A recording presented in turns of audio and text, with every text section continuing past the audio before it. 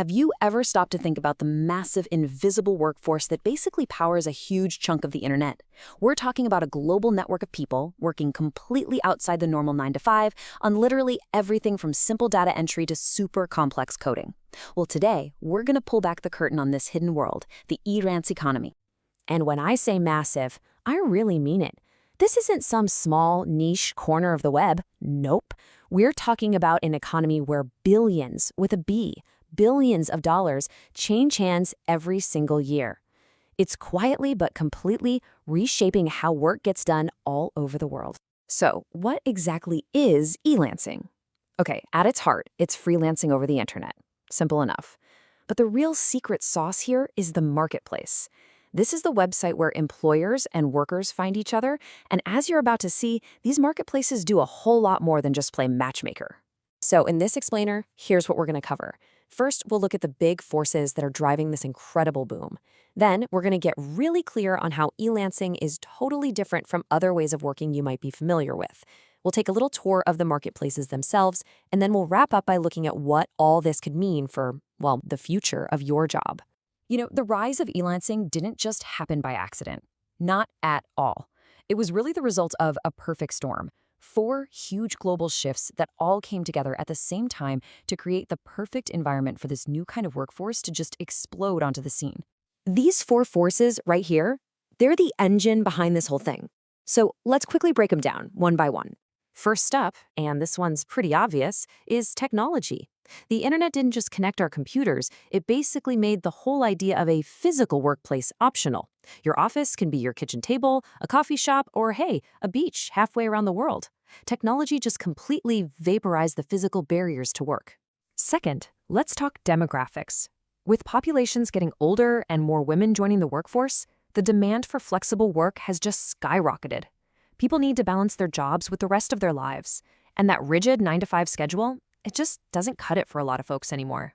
And number 3 is globalization, which has been totally supercharged by that same technology. Now, an employer in a country with high labor costs can seamlessly connect with a super skilled worker in a developing nation. This has created a truly global talent pool where your physical location just doesn't matter nearly as much. And finally, the 4th force, talent gaps. A lot of developed countries, and the US is a prime example, are facing some serious shortages of skilled workers, especially in those STEM fields, science, technology, engineering, and math. So for a company that's struggling to find a software engineer in their city, the global eLance marketplace offers an instant solution. Okay, so right about now, you might be thinking, all right, I get it. This just sounds like a fancy new name for outsourcing or working from home. But actually, it's not. The whole structure of eLancing is really unique, and it creates a totally new way of working. Let's compare it to a few things you already know. So let's take outsourcing. In a normal outsourcing deal, a company might hire some firm to find them talent. But in eLancing, the marketplace doesn't just introduce you and walk away. No way. It actively manages the entire relationship, from the hiring to checking on progress to making sure the quality is there, all the way to handling the payment. It's also really different from temp work. A temp agency, right? They find you a gig and then their job is basically done. The eLancing platform, on the other hand, stays right there in the middle of everything for the entire life of the project. It's like a constant, active presence. And it's for sure not the same thing as teleworking or remote work. A teleworker is just a regular employee of one company who happens to work from home. An eLancer, though, is an independent contractor. They're free to work for 10, 20, dozens of different clients all at the same time. The actual employment relationship is just fundamentally different. So if you take one thing away from this section, let it be this. The marketplace is this all-powerful, ever-present third party. It's the manager, it's the quality control department, it's the bank, and it's the referee, all rolled into one. And that all-encompassing role is what really truly makes the eLance economy a whole different beast. So what do these marketplaces actually look like? Well, they're not all the same. Not by a long shot. They can be anything from platforms for tiny little microtasks to these huge hubs for major, really complex projects. Let's take a quick look around. So you've got everything from survey sites to specialized hubs for IT work. But for our tour, let's zero in on one of the most famous and, honestly, most interesting types, the microtask platform. And we'll use Amazon's Mechanical Turk as our example. The name itself has a pretty cool backstory. The original Mechanical Turk was this famous chess-playing machine from the 18th century that turned out to be a total hoax. It was an illusion operated by a human chess master hidden inside the machine. Well, Amazon's platform runs on the exact same idea for what it calls human intelligence tasks, or HITs, basically jobs that computers just can't do on their own yet. And that brings up a really fascinating question, right? Who are these modern-day people in the machine? Who are the millions of Turkers out there performing all these little tasks online? I think the answer is probably going to surprise you. I think most of us assume this kind of work is done almost exclusively in developing countries, but the data shows something completely different. While, yeah, a slight majority are international, a whopping 47%, that's nearly half, are based right here in the United States. Now, when you look at how much money they're making, the stereotype seems to fit a little better. This chart shows that a staggering 70% of these workers earn between just $1 and $20 a week. So yeah, the pay for these microtasks is, well, pretty micro. But that is not the whole story. And here comes the plot twist. When we look at the total household income of these American workers, more than half of them come from households earning over $40,000 a year. Now, keep in mind, the median U.S. household income was around $50,000 when this data was collected. This strongly suggests that for a lot of these folks, this isn't a desperate last resort job. It's a side hustle.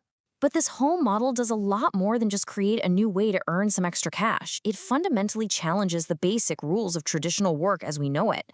So for our last section, let's explore how the ideas behind eLancing could end up rewriting the future of, well, everyone's job. Let's start with maybe the most basic question of all. How will we even get hired in the first place? Okay, so the old way, the traditional way, is all about prediction. Companies use interviews, resumes, tests. They're trying to predict if you're going to be a good employee. The eLance model just flips that completely on its head.